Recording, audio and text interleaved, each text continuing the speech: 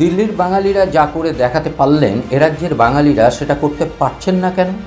ফলে স্বাভাবিকভাবে প্রশ্ন উঠেছে, তাহলে 2026 রাজ্য বিধানসভা নির্বাচনে বাঙালি ঘুরে দাঁড়াতে চলেছে? বঙ্গ বিজেপি নেতাদের কয়েকজন দিল্লি বিধানসভা নির্বাচনে প্রচারে গিয়ে এই বাংলার বাস্তবিক পরিস্থিতি তুলে ধরেছিলেন দিল্লির বাঙালি ভোটারদের কাছে। বিজেপি রাজ্য সভাপতি সুকান্ত মজুমদার বলেছেন, মমতা ক্ষমতায় রয়েছেন ধর্মান্ধতার ওপরে দাঁড়িয়ে। একটি নির্দিষ্ট সম্প্রদায়ের মানুষ তাদের শিক্ষার কারণে তাকে ভোট দিচ্ছেন।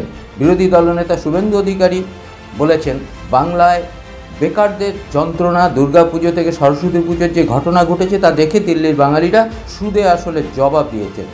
দিল্লি আমাদের হয়েছে, নভেম্বরে বিহারে ভোটেও জয় আসবে, তারপর 26শে বঙ্গ জয়। তিনি খোঁচা দিয়ে বলেছেন, দিল্লিতে বিদায় আপের, 26শে শেষ পাপে। দিল্লি নির্বাচনে আপকে সমর্থন জানিয়েছিলেন তৃণমূল সুপ্রিমো মমতা বন্দ্যোপাধ্যায়। ফলে আপের এই পরাজয় বিরোধীরা মমতা বন্দ্যোপাধ্যায়ের পরাজয় হিসাবে অনেকেও মনে করছেন। দিল্লি জয়ের পর বাড়তি উৎসাহ নিয়ে বঙ্গ বিজেপি নেতাদের সোশ্যাল মিডিয়াতে নানা মন্তব্য করতেও দেখা যাচ্ছে। আপ এবং তৃণমূল কংগ্রেসের দুর্নীতি অনেকটা মিল খুঁজে পেয়েছেন অনেকেই। দিল্লিতে যেমন আর্থিক দুর্নীতির অভিযোগ উঠেছে, বাংলাতে তার চেয়ে বেশি দুর্নীতির অভিযোগ উঠেছে। ফলে দিল্লির মানুষ দুর্নীতির বিরুদ্ধে যেমন ভোট দিয়েছে, বাংলার মানুষ আগামীতে সেটাই করবেন বলেই অনেকে মনে করছেন। দিল্লি নির্বাচনে বাঙালির সমর্থন পেতে বঙ্গ বিজেপি শুভেন্দু, সুকান্ত, শ্রমিকদের মতো নেতারা প্রচারে গিয়েছিলেন। তারা বাংলার তৃণমূল কংগ্রেসের সরকারের আমলে যেসব অরাজকতা চলছে তা সবিস্তারে ভোটারদের জানিয়ে এসেছেন এবং তাদের ভাষণের মাধ্যমে। অন্যদিকে তৃণমূলের পক্ষ থেকে মহুয়া মৈত্র, শত্রুঘ্ন সিনহার আপের সমর্থনে প্রচারে গিয়েছিলেন। দিল্লিতে অরবিন্দ কেজরিওয়াল হারের পর মমতা বন্দ্যোপাধ্যায়ের সরকারের ভবিষ্যৎ নিয়ে আলোচনা শুরু করে দিয়েছে বিজেপি নেতারা। রাজ্যের বিজেপি নেতা কর্মীরা সমাজ মাধ্যমে নানা রকম পোস্ট তারা করছেন। তারা সমাজ মাধ্যমে লিখেছে, এবার লক্ষ্য বাংলায় প্রত্যাশিতভাবে 2026 বিধানসভার ভোটে দলের আসন সংখ্যা আরও বাড়বে বলে তারা দাবি করছে। শাসক দল তৃণমূল কংগ্রেস তার পাল্টা দিয়ে বলেছে, বিপর্যয় বিজেপির আরও বাড়বে।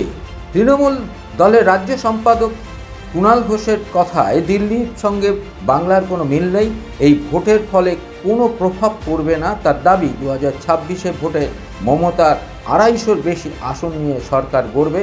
সমাজ মাধ্যমে বিজেপি নেতাদের উচ্ছ্বাসকে তৃণমূল সমর্থকদের খোঁচা হেরেছেন কেজরিওয়াল আর মুখ্যমন্ত্রী হচ্ছেন শুভেন্দু।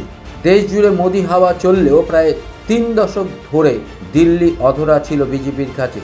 সেদিক থেকে যুদ্ধ জয়ের পর অধরা পশ্চিমবঙ্গ নিয়ে উৎসাহ তৈরি হয়েছে রাজ্য বিজেপির মধ্যে। বিরোধী দলনেতার বক্তব্য, আবাস যোজনা 1,20,000 টাকা দেওয়া হচ্ছে, এই টাকায় ঘর হয় নাকি? বিজেপি ক্ষমতায় এলে আবাস যোজনা 1,80,000 টাকা দেওয়া হবে। যাদের আবাস যোজনা দেওয়া হলো না তাদের সরাসরি 3 লক্ষ টাকা দেওয়া হবে। তালিকা তৈরি করুন।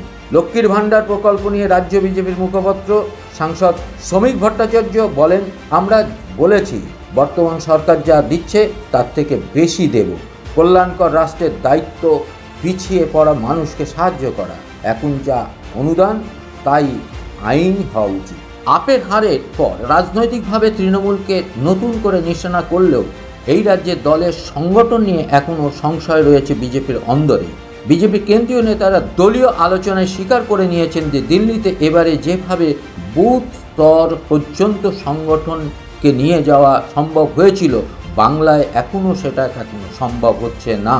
যদিও সুকান্ত একে সমস্যা বলে দেখতে নারাজ। তার পাল্টা যুক্তি, পশ্চিমবঙ্গে যে ভয়ের পরিবেশ, রাজনৈতিক সন্ত্রাস চলছে, তাতে বিরোধী দলের পক্ষে পোক্ত সংগঠন তৈরি করা সম্ভব নয়। তৃণমূল যখন ক্ষমতায় এসেছিল তখনও তাদের অনেক জায়গায় বুথে বসার লোক ছিল না, তাও তৃণমূল জিতেছে। তাই পশ্চিমবঙ্গের ফল ভালো করতে গেলে সংগঠন একটা অংশ ঠিকই, কিন্তু সেটাই সব নয়। নিউজ এশিয়া, গণতন্ত্রের কণ্ঠস্বর।